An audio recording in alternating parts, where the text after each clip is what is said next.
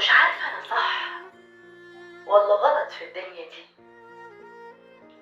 أكيد مفيش حد فينا خالي من العيوب،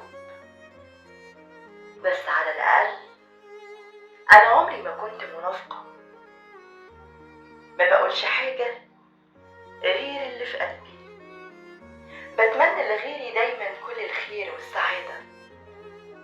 عمري ما كنت بوشين ومعرفش أضحك لحد وأنا مش طايقاه.